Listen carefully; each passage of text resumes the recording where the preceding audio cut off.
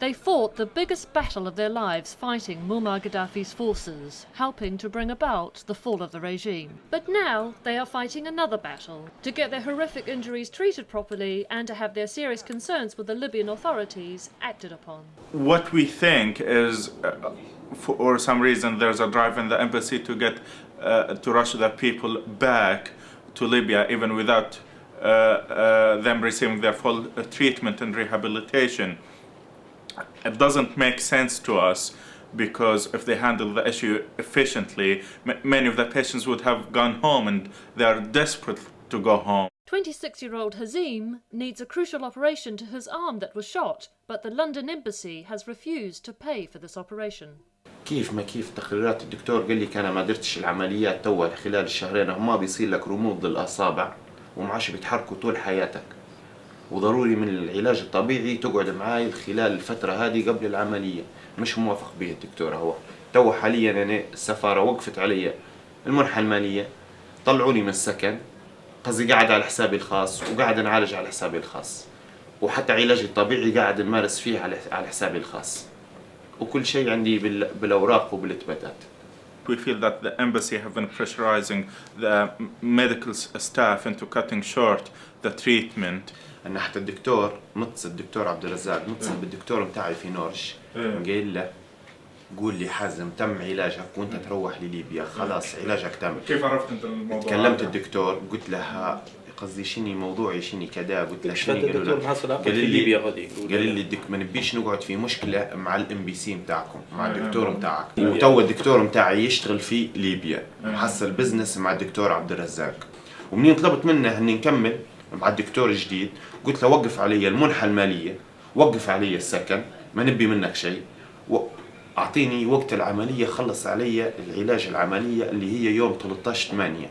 ما بوش يوافقوا ولا على أي حاجة. قالوا لي إحنا أنت تو معش عندك علاقة بالام بي سي، السفارة معش تجينا فيها، معش تجينا بكل، أنت كأنك إنسان مش ليبي. 31-year-old Marwan al-Elgil feels let down and demoralised after having his leg amputated and a series of promises made by the embassy were broken. كانت أسبوعين هيك بفكر في البتر، بعتالي وفقت على البتر، طرت رجلي قبل أن نبتر قالوا لي نلعبوك الكورة ونخلوك تسوق السيارة ونخلوك تجري ونخلوك كأن رجلك طبيعية. طرت بعدها بأسبوعين بشهر طلعوني من المستشفى حطوني في بترسي. الدول اللي قالوا لي كلها ما فيش منها. كنت اثنين طالب ما طلبش في اللي قالوا لي عليه، كنت طالب نعالج رجلي الثانية فيها شطاية ومضروبة فيها أعصاب مقطعات، وعندي شطاية في رجلي من فوق. كنت نجي على علاجي بروحي، كل مرة يقول لي الأسبوع الجاي، الأسبوع اللي بعده، الأسبوع الجاي، الأسبوع اللي بعده. ومنعالج لي فترة على حسابي، تو ندير فيزيوثيرابيك وعملية هي متاع رجلي بنديرها على حسابي، ونمشوا للسفارة يجيبوا لنا في الحكومة في البوليس، ما عندناش ما عم نلهو. I mean, we can only assume that there is a budget, there is amount of money sitting there, and probably it is for their benefit that not all of it is spent on patients. I mean, we cannot exclude the matter of corruption there. It doesn't make sense why they wouldn't want to look after the patients efficiently, which would take less time and probably even less money. And done properly, and everyone would be satisfied. واحد يقول اندمت لي درتك. كسرين أنا بالنسبة لي أنا بجد تعشيت ونبروح. أنا واحد من الناس، أنا عندي أخوي متوفي وعندي أخوتي جرحى، تمام، وعندي ذا سيدي عندي من الناس متوفين، عندي قريب 19 نفر من العائلة متوفي. تمام إن شاء الله بإذن الله. من يوم من شهر 2 بالضبط لأن تو أمي ما حقتش، أخوي توفى ما حقتش، عندي فان أخوي ما حقتش، أخوتي جرحى ما حقتهمش. ونا نبي نروح، لكن ايش ضمني نبي نرد اخرانيه؟ انا عندي علاج نبي نعالج، ما عادش في مصداقيه، جميع اللي يقولوا لهم عدوا روحوا وردوا لعند توهم زي يعانوا في ليبيا. But it's not only the physical treatment of the injured Libyan fighters that's a concern. I've spoken myself directly to several people who have expressed either suicidal ideas, to be frank, okay, or actual mental health problems. قصدي ما حتى النوم ما نرقدش في الليل. أنا اللي توا من أمس لحد اليوم والله ما غمضت لي عين، النوم ما يجينيش.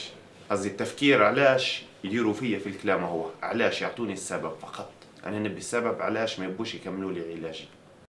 لا بالنسبة لي نار عند توهم زرت دكتور نفساني ما جولش، ظل الحرب كلها ما زال في راسي، اول ما سال دكتور نفساني اسبوع كل اسبوع عندك موعد الاسبوع الجاي، عندك موعد الاسبوع الجاي، كل اسبوع الجاي ما عادش عرفنا شيء، بعدين تو تاشيرتنا ساقطه وجرى تاشيره ولين تو ما زال ما نهاو النجمه. We have to bear in mind that these people, many of these people would have elements of post-trauma distress syndrome, and that's something that we should address.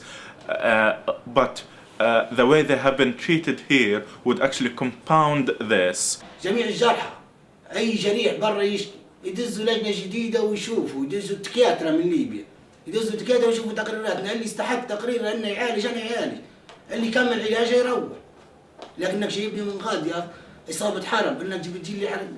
We need direct intervention from the central government in Tripoli to come and evaluate the situation and correct it. But one thing's for sure, the fighting spirit of these injured Libyans remains intact. والله يا اخي لنا 42 سنه ما حكينا الا في 2011 كلمه الحق، وخسرنا عليها رجاجيل وخسرنا عليها نص ليبيا، خسرنا عليها دموع الشهداء ان شاء الله، يا رب يقبلهم من اهل الجنه ان شاء الله، وهذا كله عليش على المصداقيه وعلى الكذب وعلى الجو الاولي واللخبطه والفسق بتاعهم والواسطات.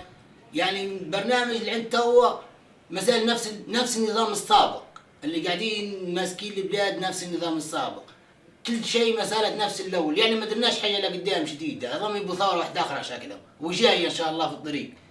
We don't understand that they don't realize that a revolution has happened.